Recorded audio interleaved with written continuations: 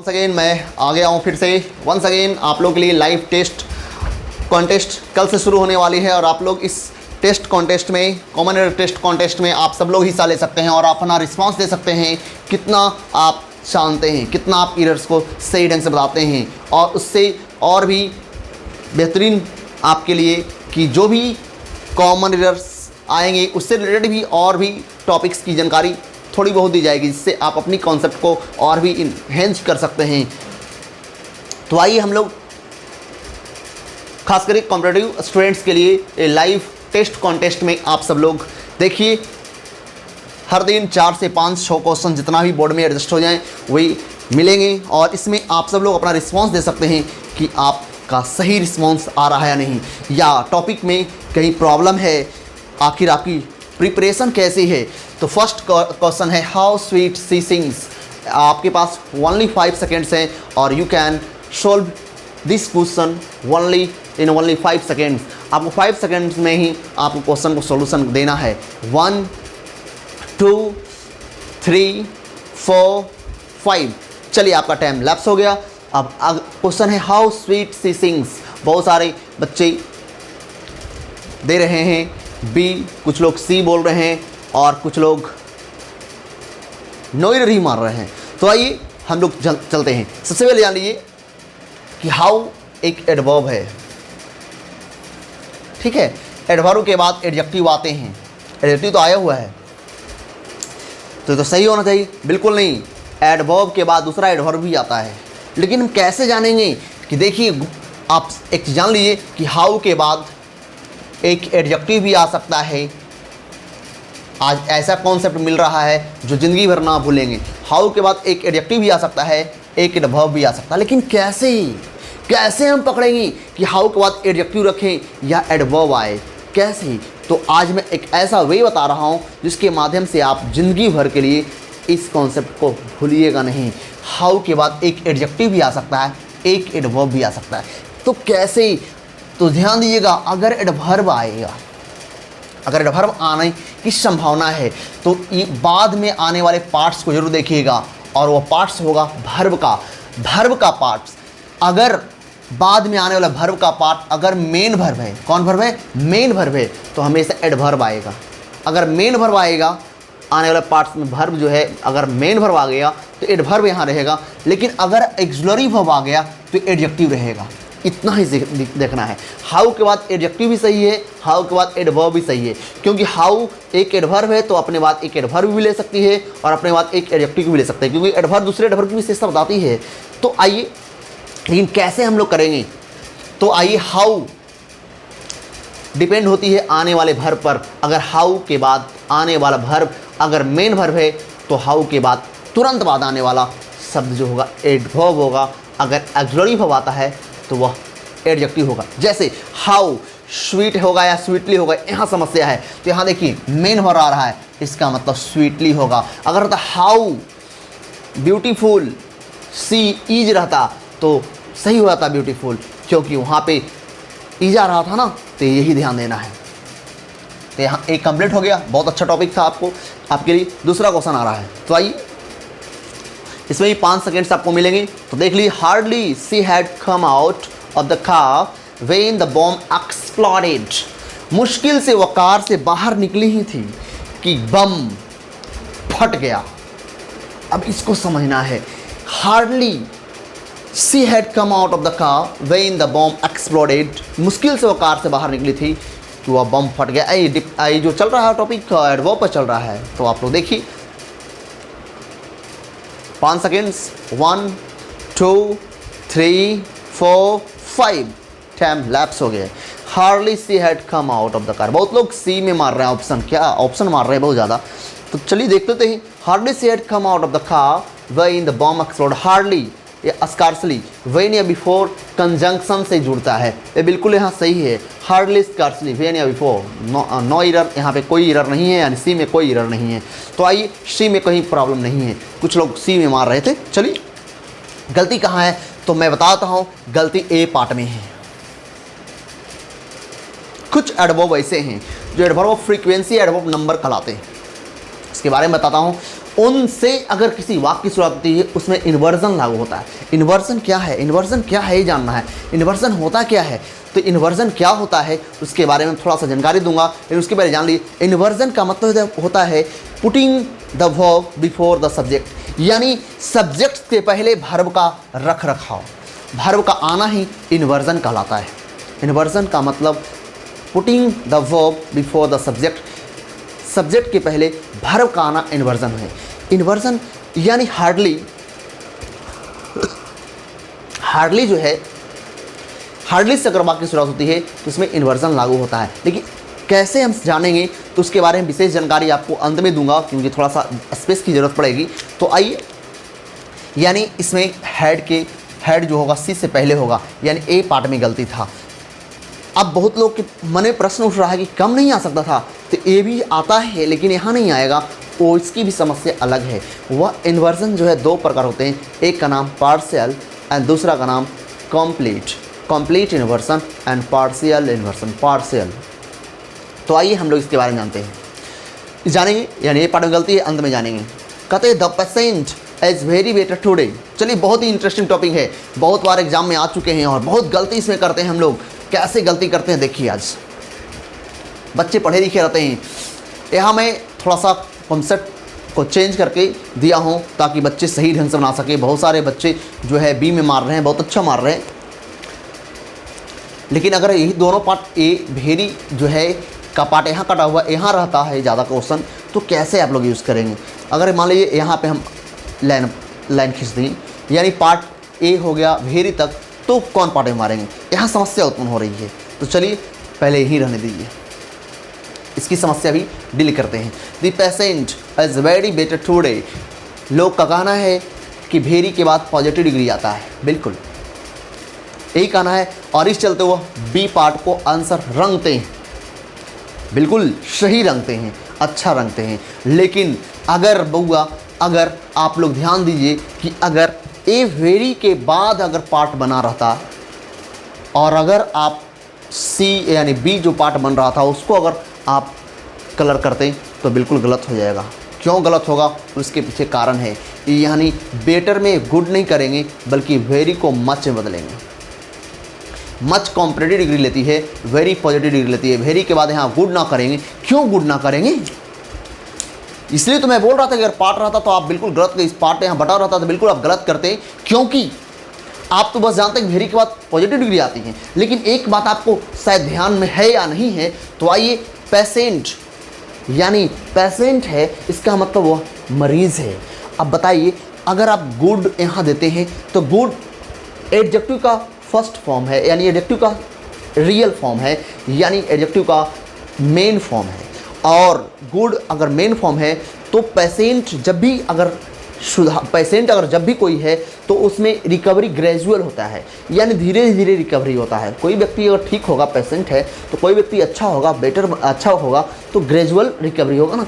और कोई भी व्यक्ति या किसी भी चीज़ में अगर ग्रेजुअल रिकवरी हो रहा है तो वह पॉजिटिव नहीं होता है, कॉम्परेटिव होता है। ये दिमाग में पहले रखिए, ग्रेजुअल रिकवरी के लिए हमेशा कॉम्परेटिव डिग्री का प्रयोग करते हैं। और यानी यहाँ पे कॉम्परेटिव डिग्री सही था, यहाँ कोई गलती नहीं, बल्कि यहाँ हमें चेंजिंग करने की आवश्यकता है, और वो होगा मच, यानी the patient is much better today यहाँ होगा, याद रखिएगा। इसलिए मैं बोला था कि अगर पार्ट बटा रहता तो अच्छे फंस जाते, लेकिन दिमाग में रख लीजिएगा। कहते please kindly help me in this project. इस प्रोजेक्ट में कृपया मुझे मदद करिए, कृपया मुझे क्या करिए, मदद कीजिए। तो चलिए बताइए, ए पार्ट में गलती है, बिल्कुल सही, ए पार्ट में गलती है। प्लीज़ काइंडली एक साथ नहीं आएंगे, तो प्लीज़ काइंड सेम वर्ड है, सेम हैं, अतः एक साथ दोनों नहीं रह सकते हैं। लेकिन दोनों में अंतर है, इन दोनों में क्या है, अंतर है। There is a difference between this two word, please and kindly. Please and kindly दोनों में क्या है, फ़र्क है, दोनों में क्या है, अंतर है। ये चीज़ याद रखिएगा, अगर नहीं याद रखेंगे तो बहुत दिक्कतें होने वाली। ये चीज़ बिल्कुल ध्यान में आप लोग रखिए। और कैसे अंतर है, जब हम when we are talking to our seniors, जब हम लोग अपने सीनियर से बात कर रहे हैं या सुपीरियर से बात कर रहे हैं, तो आप लोग काइंडली का प्रयोग करिए। किसका? सीनियर्स या सुपीरियर्स के लिए काइंडली का प्रयोग करिए, या जूनियर या कह सकते हैं सेम कैटेगरी वाले लोगों के साथ अगर बात कर रहे हैं तो प्लीज़ का प्रयोग करिए। ठीक है, सेम कैटेगरी के लिए प्लीज़ का प्रयोग करना है। जबकि थोड़ा सा दिख नहीं रहा, बोर्ड थोड़ा छोटा पड़ रहा है, कोई दिक्कत नहीं, दिख रहे हैं? तो प्लीज़ सेम कैटेगरी के लिए और काइंडली केवल सीनियर या सुपीरियर्स के लिए प्रयोग करते हैं। तो यहाँ तक समझ गए होंगे। चलिए हम लोग इन्वर्जन के बारे में जानेंगे। डस्टर कहाँ गया? डस्टर।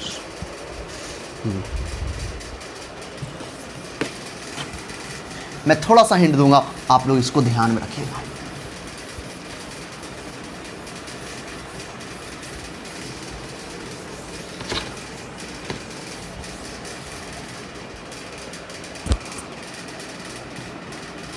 दिखना चाहिए।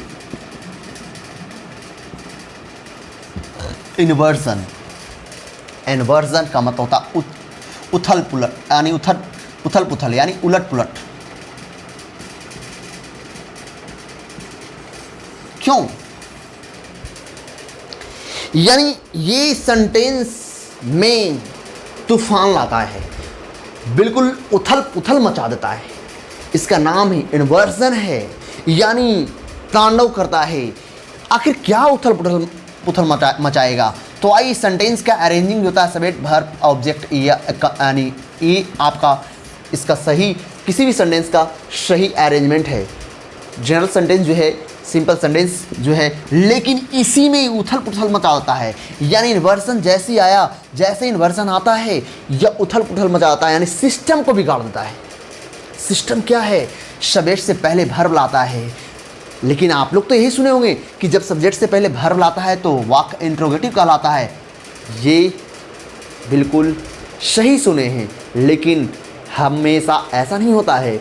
एक ऐसी भी कंडीशन है जिसको हम लोग इन्वर्जन बोलते हैं, और उस कंडीशन में वर्ब सब्जेक्ट से पहले आता है और फुल स्टॉप ही रह जाता है, फिर भी सब्जेक्ट से पहले वर्ब आ जाता है।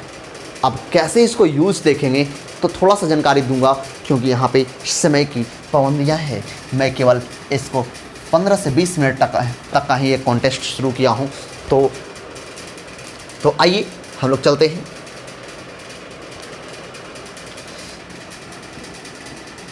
दिखना चाहिए, लाइट आपको मार रहा है। चलिए,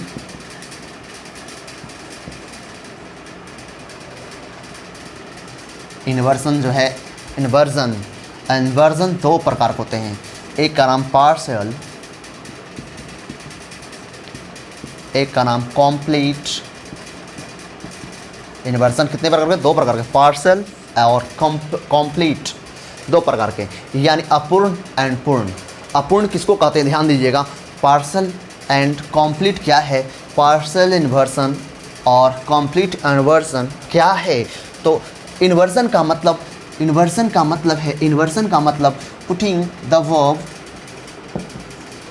दिखना चाहिए आप लोग को, दिखाई दे रहा है ना?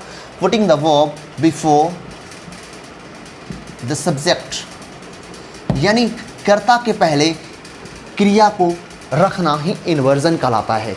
सब्जेक्ट से पहले वर्ब का आना ही इन्वर्जन कहलाता है। अब इन्वर्जन होता कितने प्रकार के हैं? दो प्रकार। जैसे आप लोग पढ़े होंगे बचपन में, देयर इज ए कैट। तो कभी आपने पूछा किसी से, कभी आपने सुना, या कभी आपको किसी ने बताया कि there is a cat and there are cats. आखिर दोनों में देयर सब्जेक्ट है, तो एक में ई जो एक में आर क्यों लग रहा होगा? तो क्यों लगा? तो आपने बस यही सुना, क्योंकि कैट के अनुसार एक में लगा, एक में कैट्स के अनुसार लगा। तो कभी आपने पूछा कि सब्जेक्ट तो आगे है, तो फिर पीछे के अनुसार क्यों लगा? तो आपको बता दूं क्यों? क्योंकि उसमें भी इन्वर्जन लागू हुआ था, और इन्वर्जन जो लागू होता है ना, वह सब्जेक्ट पीछे रहता है। लेकिन अब देयर क्या था? तो उसमें भी एक बहुत अच्छा ही बात बताता हूँ। कोई भी प्लेस बताने वाले शब्द से अगर किसी वाक्य की शुरुआत होती है तो उसमें इन्वर्जन लागू होता है। यानी शुरुआत जब करेंगे ना तो सब्जेक्ट पीछे से वर्ब आगे लगता है, याद रखिएगा। उसमें भी इन्वर्जन लागू होता है, ये जरूरी जानना है। तो आइए हम लोग पार्शियल और कॉम्प्लीट इन्वर्जन की ओर चलते हैं। तो कैसे पकड़ेंगे? पार्शियल का मतलब अपूर्ण और कंप्लीट का मतलब पूर्ण, दोनों का मतलब समझ गए होंगे। अपूर्ण एंड पूर्ण। कॉपी कलम निकाल लीजिए और लिख डालिए क्योंकि बहुत इंपॉर्टेंट टॉपिक है। इसमें क्या है तो आइए जानते हैं। अपूर्ण है यानी इसमें सब्जेक्ट के पहले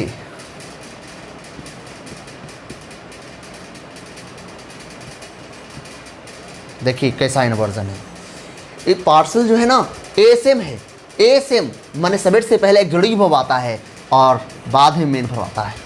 एएसएम याद रखिएगा। और ए जो है ना ए एम ए से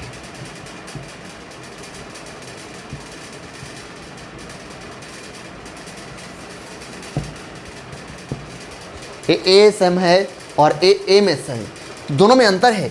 इसमें सब्जेक्ट से पहले केवल एक जुड़ी वर्ब आता है और इसमें सब्जेक्ट के पहले एक जुड़ी वर्ब मेन वर्ब दोनों आता है। पार्सल और कंप्लीट।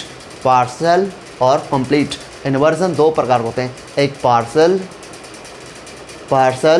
और कंप्लीट। पार्सल डायरेक्ट नहीं बोलना है, हल्का सा दब रहा है। पार्सल एंड कंप्लीट याद रखें।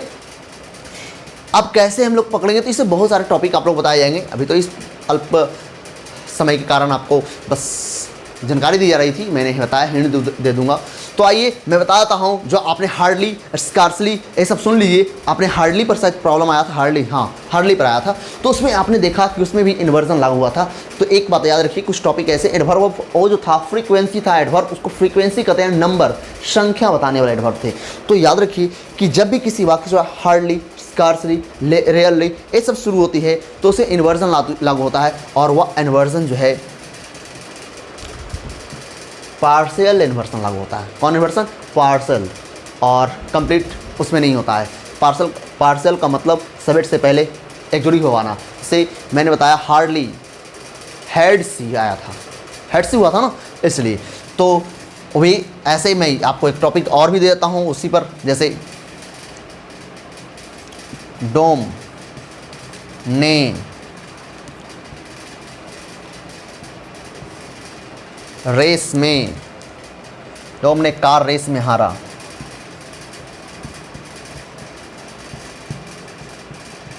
जिंदगी भर याद रखिए इसमें हमेशा डोम, शेलडम, शेलडम दिख रहा है आप लोग को? नहीं दिख रहा है? डोम, शेलडम को बोलता हूं मैं डोम। ने, नेबर, कार, स्कार्सली, रेस, रेयरली, एंड हार्डली। सुन लीजिए, seldom, never, scarcely, rarely and hardly. इतना दिखाई दे रहा है ना? याद रखने का तरीका है। डोम ने कार रेस में हारा, डोम ने कार रेस में हारा, डोम ने कार रेस में हारा। ये सभी जो देख रहे हैं आप लोग, seldom, never, scarcely, rarely and hardly, ये सारे एडवर्ब ऑफ फ्रीक्वेंसी है और इनसे जब भी कभी वाक्य की शुरुआत हो तो हमेशा उसमें इन्वर्जन लागू होगा और वह इन्वर्जन पार्शियल इन्वर्जन होगा। कौन इन्वर्जन? पार्शियल। तो आइए हम लोग यूज देख लेते हैं और स्टैंडर्ड है, आप उसको यूज कर सकते हैं। जैसे वह कभी नहीं मेरे पास आती है। तो हम लोग जनरली तो पढ़ते रहते हैं, she never comes to me, ये तो जनरली चलता है, लेकिन अब इसको इन्वर्जन के माध्यम से बता सकते हैं। अब देखिए कभी नहीं आ गया है तो आप इन्वर्जन से बना लीजिए, यानी नेवर। अब जानते हैं इसमें पार्शियल इन्वर्जन लागू होगा। तो पार्शियल इन्वर्जन के लिए एक जुड़ी हुई चाहिए सब्जेक्ट से पहले। सब्जेक्ट तो वह है, तो प्रेजेंट इंडेफिनिट में है, तो एक जुड़ी हुई कौन होगा? डज शी, या never does she come to me. दोनों एक ही वाक्य है, तरीका केवल अलग है। ऐसे अगर कभी किताब में आ जाए तो आप इसको सोचते कैसे मैं क्या करूं, करना कुछ नहीं है, दोनों एक ही सेंटेंस है, केवल माइंड पावर है। She never comes to me and never does she come to me. Both are right, दोनों सेम सेंटेंस है। अंतर है कि एक में मैंने शुरुआत नेवर से किया और एक में शुरुआत सब्जेक्ट से किया था। नेवर से जब शुरुआत किया तो पार्शियल इन्वर्सन लागू कर दिया और सी सब्जेक्ट से किया तो जैसे बनाना था वैसे बन गया। तो मुझे उम्मीद है कि यह कॉमन एयर टेस्ट कॉन्टेस्ट आपको बहुत अच्छा लगा होगा, बहुत बढ़िया लगा होगा। तो आप लोग इसका फ़ायदा उठाएं। चलिए, तो मैं कल से 7:30 में लाइव भी आ रहा हूँ, आप लोग भी उसमें हिस्सा ले सकते हैं, सिर्फ कॉमन एरर टेस्ट कॉन्टेस्ट में, only for those students who are preparing for the competitive examinations. I am here, turn here because I am your near. मैं यहाँ हूँ, मैं आपके निकट हूँ, आप इसमें हिस्सा लें और 5 क्वेश्चंस का जवाब दें। कौन पहले देंगे जवाब, इसका डिसीजन मैं लूँगा। चलिए, दैट्स ऑल।